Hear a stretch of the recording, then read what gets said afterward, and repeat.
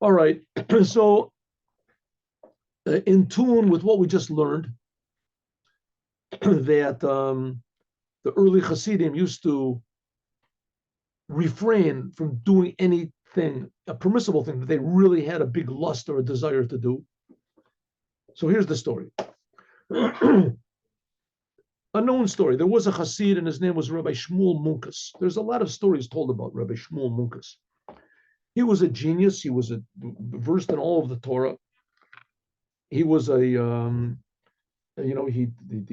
was a God-fearing person and a very happy, a happy person and a good-natured person.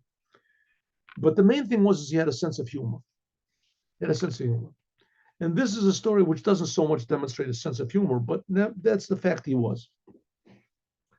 Okay. So all the Hasidim, once they were sitting together and making what's called a Hasidic Verbringen, it's a Hasidic gathering, it's called a Verbringen, which sometimes it could even just be two people to make a Verbringen, but they were all sitting together. Let's say there was 20 of them. This was in the days of the first Rebbe of Chabad, about 250 years ago. And this Shmuel Munkus, he was one of them. Yeah.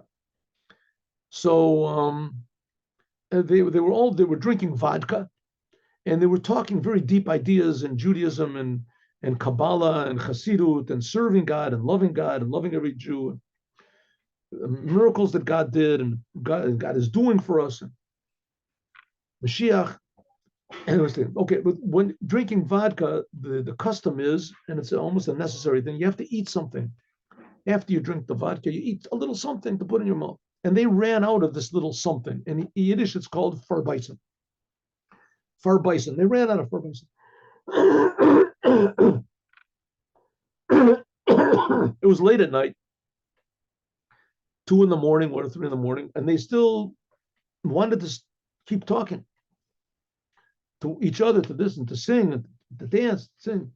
It was serious. It was. So they all chipped in money, considerable amount. And one person went to the butcher, and he woke the butcher up, and he asked him if he had any meat that was ready. The butcher was also a religious Jew, or maybe maybe the butcher was part of it. His wife was still awake. Whatever it is, they went to the butcher's house, and they asked. She said, "Well, she has some cooked lung of a." The way I heard the story, it was liver. But it says lung. To me, it makes more sense that it was liver, but okay. I'll tell you why in a second. Anyway, so they bring back this liver, and they bring it in. Everybody's happy. They're all sitting there, and they're drinking, and they wanted to set the liver down on the table, and it was all chopped up. It was all cut up to pieces, so that everyone would eat. They would take a little. All of a sudden, the Shmuel Munkus grabs a hold of the plate where the liver is on, and they had spent a pretty penny on this liver, and he takes it and he lifts it up, and he starts running around the room. So he was a joker. People knew he was a joker. So they said, okay, funny joke, ha ha ha. Put the liver down and let's go.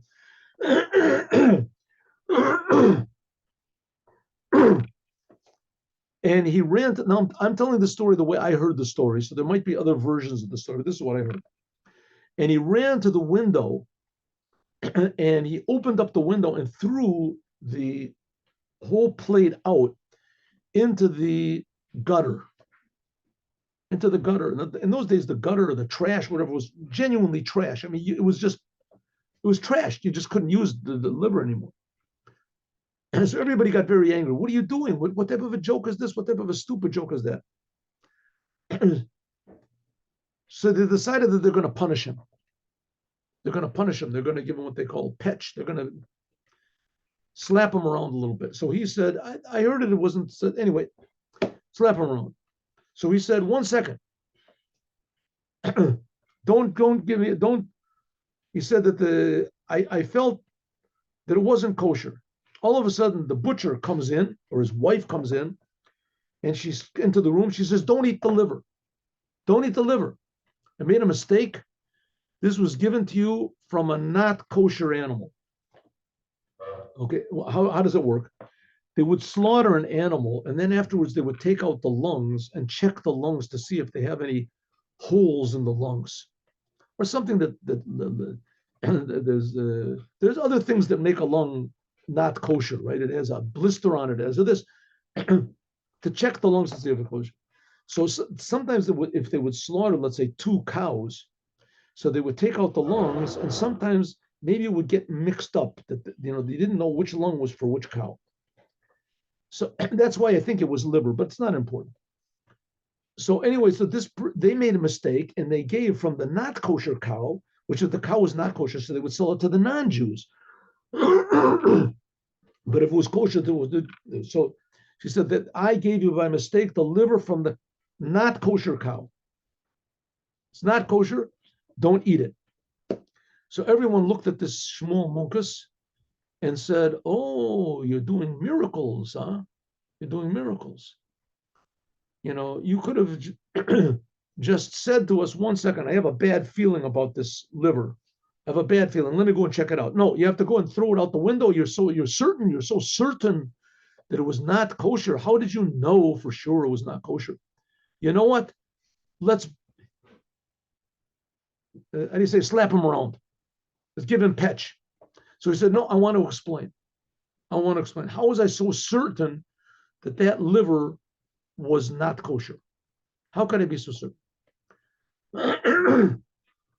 He said, because I went into the Rebbe, what's called Yechidut, for a private audience. Now, the Chassidim going into the Rebbe, like we finished learning, the Rebbe was not just a very smart person or a very, learned person, or he had a better mind than anybody else, or he had a superior grasp of the whole topic of Judaism than anybody else. The Rebbe is a totally different human being than everybody else. The Rebbe is like Adam, the first man, where he could see from one end of the world to the other end of the world. Something completely different. We talked about that. So he said, I went into the Rebbe, I prepared myself. And the last thing the Rebbe told me was, anytime I have a desire, a big desire for something, if it's a real big desire, you should know that thing is not kosher. What type of desires did I? He had worked on himself. The Shmuel Munkus had worked on himself. What did he want to do? Go to the movies. What type of desires did he have?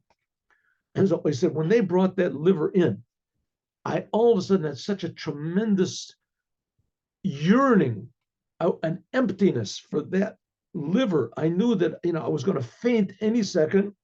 It was a matter of life and death. I had to eat that, at least one little piece of that liver. I had to have it in order to save I needed it, that liver. I just remember what the Rebbe said to me, that if I have a tremendous yearning for something, then I should realize it's not kosher.